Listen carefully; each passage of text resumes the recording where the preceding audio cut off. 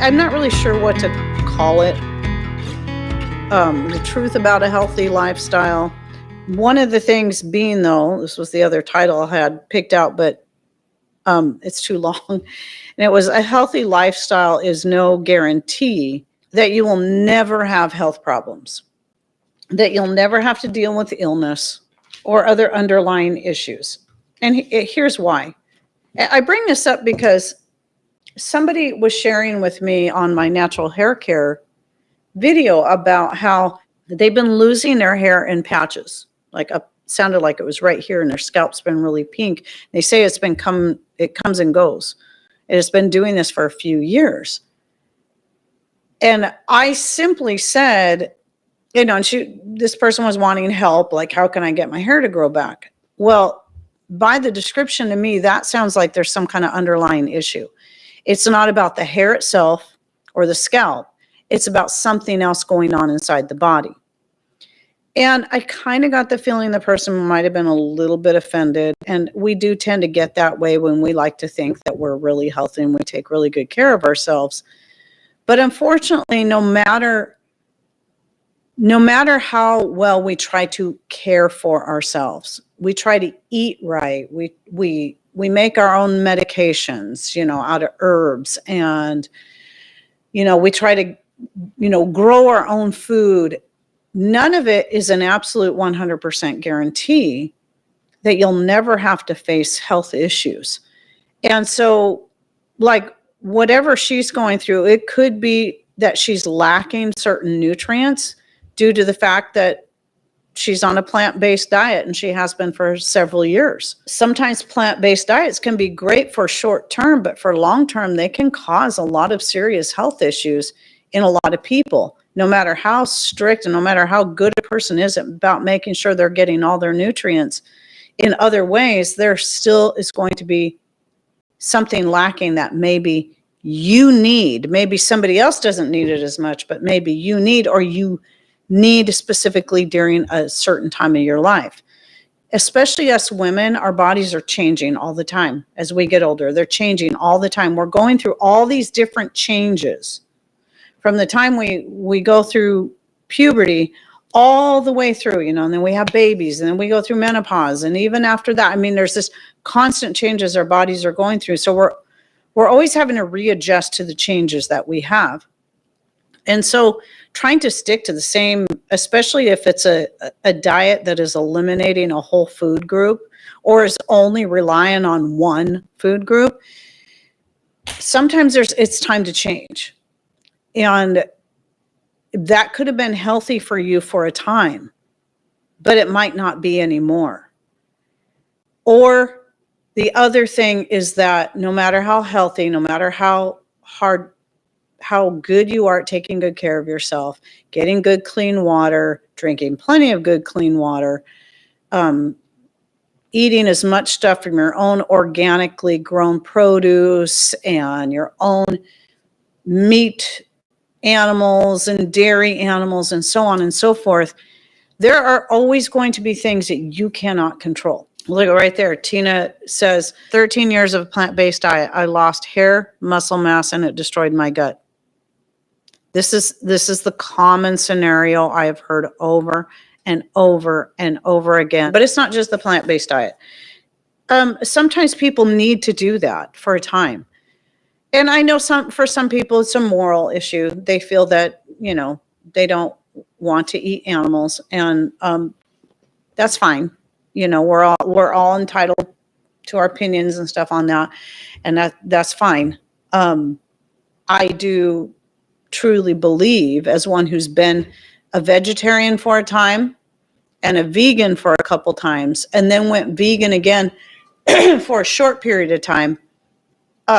After I started my channel, it wasn't because it was something I knew I was going to do forever. It was something I was doing short term to just kind of basically reset my body. And this is where things like plant-based diets, carnivore diets, gluten-free diets, dairy-free diets, and so on can be helpful. It's really, if you're having especially gut issues and you don't know what's causing it, or other type of health issues, sometimes it's good to do elimination diets of various kinds, and you're going to find what's going to work for you. Now, The carnivore is the same thing. You got people that are only eating meat and animal-based products, and some people can do it for years and do great. Some people do it for a short period of time and heal some issues within their body, but when they continue on it, they start having health issues because they're missing out on some of the nutrients that are available in their veggies, and same thing the other way around. Because like someone who's on a plant-based diet and they're losing their hair and they're having a lot of skin issues, it could be because they're lacking the vitamin D3 and the B12 that cannot come from plant-based products. It has to come from animal-based products or some kind of bacteria. So a lot of times when vegans take supplements to make up for it, the supplements they're taking are either going to be synthetic, or they're going to come from a bacteria grown in a lab so that they could get the B12 from it. I know for me, I need that B12. And so during the times I was vegan and vegetarian in all those cases, I would feel great right for a while. And when I was doing vegetarian in my 20s, my early 20s, I think it was about 8 months in, I was like, man, I think I'm going to be a vegetarian forever because I was feeling so good. But then I think it was closer to 6 months that I started feeling a little bit of a health decline. In about 8 months, I started having fainting spells and realized that I was missing some serious nutrients. And so then, and I thought I was doing pretty good, but I thought, well, maybe I still wasn't doing it right. Because this is what people from all sides will tell you, no matter what diet it is. It's because you're doing it wrong. Not because maybe it's not right for you or you've done it for too long. Oh, it's because you're doing it wrong. That's unlikely. Because then later in my 40s, I decided to go vegan. And I'm like, I'm going to do it right. I'm going to make sure I'm getting all my nutrients. I'm eating right, blah, blah, blah, blah. Same exact thing. Did great. Felt great for 6 months. And then my health started to decline. And about 8 months, I decided this isn't, I'm seeing the same pattern again. I was starting to get dizzy. I didn't have any fainting spells, thankfully, but I was getting to that point. My energy levels were going down, et cetera, et cetera. So I started off with cheese, which one of my very favorite things, of course. And immediately, just from the moment I ate that first slice of cheese, I'm like, oh, I feel so much better. And so you have to, this is kind of maybe a twofold topic, because the one thing is that, about the whole thing about diets, it's okay for a time, but you got to find the balance, and you got to realize if your health starts declining, it might not be that you're doing it wrong. It might be that you need to go back to eating an omnivore diet, where you're getting all of the God-made foods, the grains, the fruits, the vegetables, yes, the greens that are now the new thing that's being demonized all over the place. It drives me crazy. The fats, all the healthy fats. And with that said, on fats, the whole seed oil demonizing thing. On one hand, yes, I get it, because a lot of seed oils you're going to buy in the store have been highly processed and so on and so forth, or they're just from things you shouldn't be consuming, like canola or soy. But it doesn't make all seed oils bad.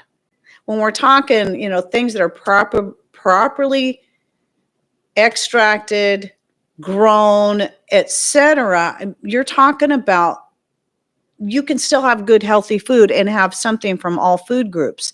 Even the sugars, there's healthier sugars. You just don't want to sit down with a 1-gallon bucket of honey and eat it by the spoonful. Obviously, the Bible tells us, honey is good for you, but it also says, but too much can make you sick. It says that. So yes, all things in moderation. The main topic, though, was really about the whole idea of, you can't assume that just because I've had people look at me, it's like, I was doing really, really good health-wise. Once I got through that spell back years ago when I got, the EBV, Epstein-Barr virus / mono, And I was very sick for 6 months. And I had been really healthy up to that point. But there were so many things that were going on in my life right at that same time. And I was going off my thyroid medication, which probably put some stress on my body and made me more susceptible to catching, which I believe I probably got it from one of my dance students whose mom had that. And it's a lot easier to pass. People call it the kissing disease, which I think is really a misnomer because it's as easy to catch as a common cold. So I had that working against me. I had the fact that I was starting to go through the change of life. I had that working against me. And so then I got very sick. And then once I was able to get through that and get my health under control and my thyroid under control and no more on the medication, I was doing really, really good, clear up until 2021 when I got the virus. Now people are like, well, since you're so healthy and you eat so healthy, how did you get sick? Well, everybody was getting sick. Now, yeah, there's some people that managed to make it out without getting sick. But it was passed to me by a grandchild who got it from their parent who had never been vaccinated, but that's not why she got it. She got it from all her other coworkers who had been vaccinated and got it first, and then passed it to her, who passed it to my grandson, who gave it to me. I was feeling great up until then, and ever since I've had that, I'm finding I'm battling with more health issues, no matter how good I take care of myself. And I'm sure that, and still going through the change of life, still the menopause thing, though it's pretty much mostly behind me, there's still the hormonal changes. And all that can cause a weakening of the immune system. But mostly what it's been for me is just stress coming from the outside. Some of the hard issues we've been dealing with, the family members that have been going through various things and me trying to help them. And all of it.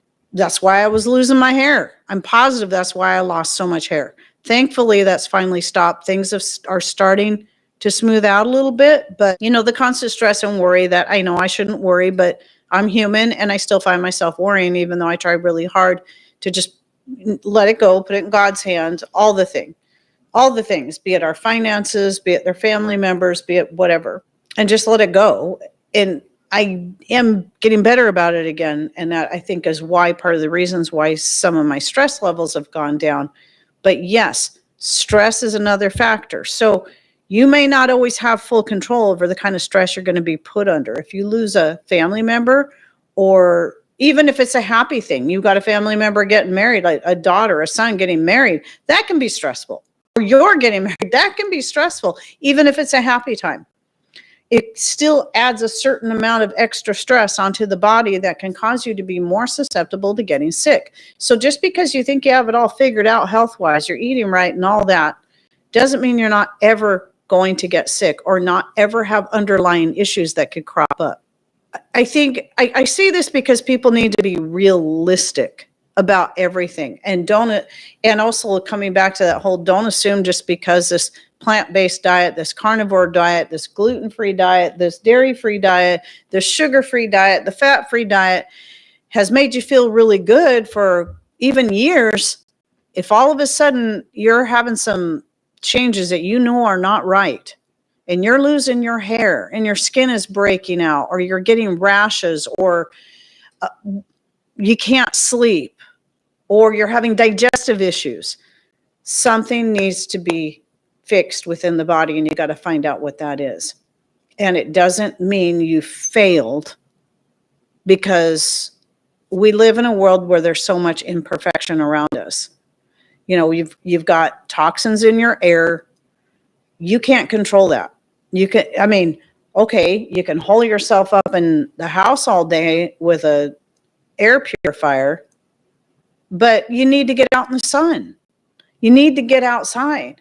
We don't have control over every tiny little thing. Toxins in your water, whether it be your well water, city water, and especially if you're on city water and they're adding fluoride and you don't have any way around that, you got that working against you. And so what we have to do is we have to do the best we can.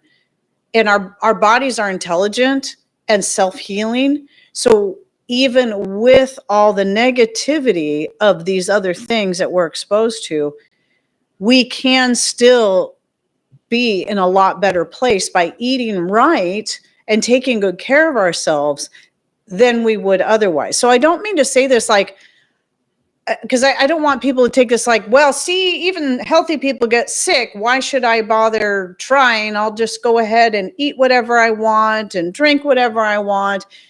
No, no. Because the healthier you are, the better you take care of yourself, the better your body is going to be able to deal with that stress or whatever that illness is, or even that torn knee or broken toe. We've gone back since I found out that you can go to the History Channel online and watch all the, I don't know how many, is it the first 11 seasons of Alone for free? And so I'm like, yay. So we decided to go back and watch those seasons because it's my favorite survival show ever. I think, my personal opinion, Alone is the best, most realistic survival show there is. And so we went back and we watched season 1. We're currently on season 2. And in season 2, one of the contestants is Dr. Nicole. What's her last name? I know it starts with an A. Some of you might remember. She wrote a couple of herbal books. Yeah, that's it. Apollian. I'm not sure how to pronounce it. Dr. Nicole Apollian, however it's pronounced. Anyway, she's in that. She's in the second season of Alone. So she's one of the contestants and doing really great.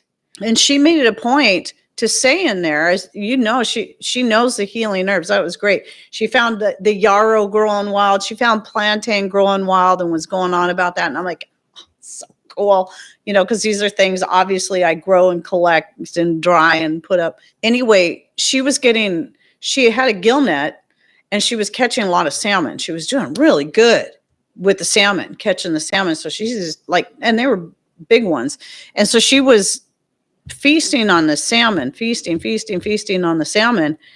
But then she goes, I really need to go out and find some greens. I mean, the meat's great. That's great. But you still got to get those good nutrients that are in your greens. And so she went out and she was finding the plantain and other things. And I'm like, yes, exactly. I mean, all that meat's great. It's healthy. But you still have to, there's still going to be nutrients you're going to miss from the greens. She specifically said greens, which is one of the current things, as I said a little bit ago, that people are just like, oh, that's evil. That's wrong. We can't have greens. And I mean, now we're demonizing greens. Okay, first it was the meat, and it was the dairy, and, and this, and that, and everything's being demonized. And so now I have nothing left to eat because everybody's telling me all these foods are bad for me. I think there's the importance of having a well-rounded diet. We're created to be omnivores. And despite what anyone thinks, we are. And yes, I believe certain elimination diets or monofood diets can be good for a time. But you're still going to be missing out on a lot of things. Everybody's just freaking out about the oxalates. I always say it wrong. Is it oxalates or oxalates? I think it's oxalates. Everybody's freaking out about those. But you know what? We didn't used to freak out about those, and we were just fine. Mostly because we typically would cook those things that are high in those. And so it's not a concern. If you're cooking it, it lowers it incredibly. It's the oxalate thing is a matter of getting too much. You just don't want to get too much. So instead of living in fear of the things that we can grow naturally and that are God-given and haven't been processed down to nothing till there's nothing left in them, maybe just learn how to prepare the stuff properly and to also just learn how to use moderation. There was somebody that I had that picture of zucchini. It was the picture of the first zucchini that was really starting to get some size in my garden that I'd posted on my main channel in the community section, the post section. It was just a picture. It was just a picture because I'd promised I was going to post a picture from my garden or some garden related thing every day that whole week for the whole 7 days. And I'm like, oh, here's a zucchini. That will be one of my pictures. Happy Tuesday, happy Wednesday, whatever day that was.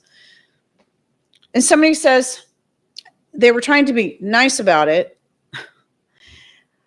I just wanted to let you know why I'm unsubscribing from your channel. It's because I'm a carnivore now. And I'm like, what does a picture of a zucchini have anything to do with that?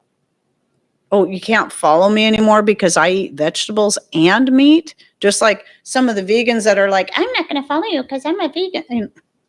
But I've got good vegetarians and vegans that follow me, and they love me, and they follow me for years. Because you know what? They understand that I have other information. I do talk about vegetables. I do even have recipes on how to make vegan things, like make your own nut milks and how to take that and turn that into an Alfredo sauce for your fettuccine. I have things like that. Because I was once vegan and I was once vegetarian, and so I learned a little bit on how to do some of that stuff during that time. I think to unsubscribe or totally throw somebody away because they don't have the same diet as you is pretty dang silly.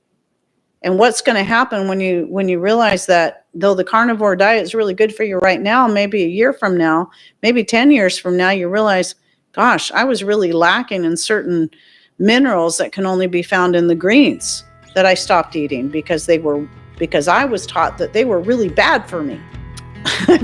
Talk about lacking diversity and inclusion. No kidding. That was a good one. So I love you guys. Take care. God bless.